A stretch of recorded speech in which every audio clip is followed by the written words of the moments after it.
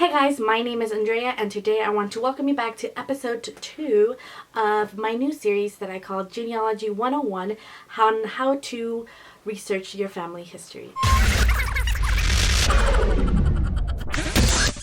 So before I start, I just want to reiterate that I am not an expert on how to do this.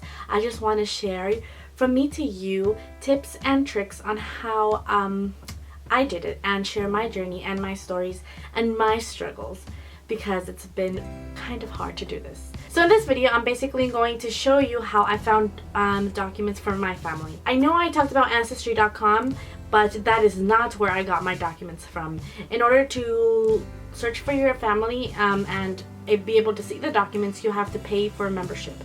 And I do not have that kind of money to be paying for a membership monthly because it's expensive. So I had to do the free route, and the free route is just as good as the Ancestry.com route. So I found this really awesome website where there are documents from all over the world, and it's called Family Search. So let me show you really quick how it is that I navigate this. So when you go on the internet, you're going to want to type into your browser Family Search, and this is what's going to pop up. So basically this website is a source for you to be able to see family documents. And it's completely free. All you have to do is make an account. You're going to search for your documents, so obviously you're going to click on search. And so I don't know if you guys know this about me, but my ancestry is from Mexico. So the documents that I had to look for my ancestors were in Mexico, and they were in Spanish, obviously. These are some random people, but let's say that this is my ancestor. This document has already been indexed, so there's an actual image that you can click on, and you are instantly able to see the information. So that is what is very cool about this, because this same document is on Ancestry.com, except you have to pay over there, and here it's completely free, which is like blew my mind, because free, come on, you can't get anything better than free. There are a lot of different types of documents that you can look for. Sometimes you might find an actual document like this. It's mostly registration, so you're not going to actually find like the certificate, but you're going to find the registration, which has a lot of information in it. So let's say you didn't find your ancestor there. What you can do now is search through their thousands of images, which I know sounds frustrating to look through, and it is. It is. That's why it's taken me a long time. So when you look at your family tree, you're gonna pick the grandparent that you want to look for.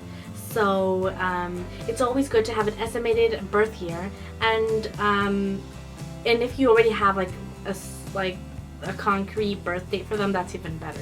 When you scroll down, you're gonna research by location. So for me, it's Mexico. So I click on Mexico, and it's gonna give you a list of states. You click on whatever state it is, and it's gonna keep going down.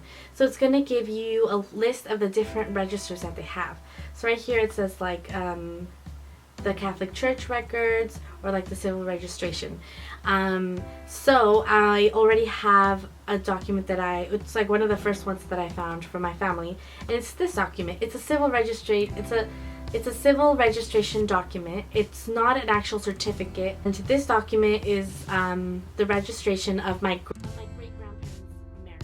And it's not their certificate, but it's a registration that has a lot of information in it. If whenever you're researching through documents, I highly recommend that you look for civil registration, because most likely the civil registration is going to give you a lot of information regarding the time frame that they were living in. So it has both of their names, my paternal great-grandparents, which is on my dad's side. So it has their name, so I know that it's them.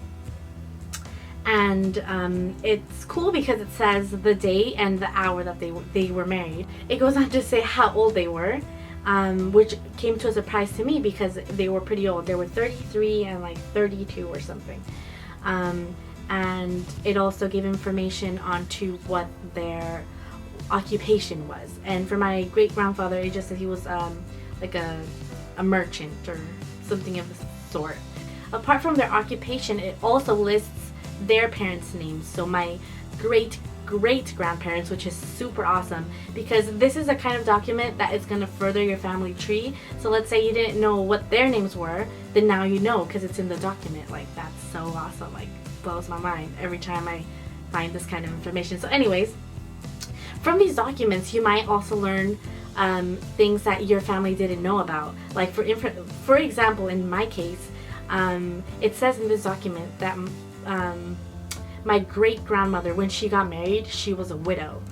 And none of my aunts and uncles knew that. Like, now that's just like, it makes me wonder, why was she a widow? Like, how did her first husband die? Like, why didn't her kids know this information? Like, my grandpa didn't know that her mom, like that his mom was a widow when she got married to his dad, which is like crazy. It also gives you information on what their religion was and what their race was. So this is just an example on how documents can further your research into your family tree. And I mean, you just keep going further and further back from there. So basically all of the documents that I recently have come from this website. So when looking for ancestors documents, what you're gonna do is you have obviously 4 different grandparents. So you're gonna try to look and research each of them. You're gonna get stuck because sometimes, like when you're doing research, you might get really tired and really frustrated because you have to like sift through all these documents, and then you start questioning why you're doing this in the first place, and you start telling yourself, I don't even want to know about this person who lived like in the 1800s, whatever. But then you're gonna start to think in your head, oh, I wonder where, all these questions in your head, and then you're gonna go back to it. So I just suggest that you take breaks, because breaks are what are gonna keep your fascination with your family alive, because you can't just take a day or a week to to figure out what your ancestry story is. That is just not gonna happen. I mean, it might even take years for you to fully have a comprehensible, tangible story, family history story. So my best advice is to just be patient and take breaks. So that's where I'm gonna stop this video, and my next episode, my next video is going to be on what happens when you hit a brick wall. Basically, it's like when you can't find any more information about a certain ancestor. What do? What are the things that I have done?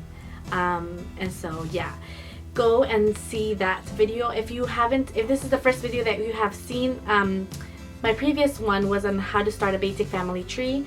Go to watch that one if you want to know how to do that. But until next time, you guys, goodbye.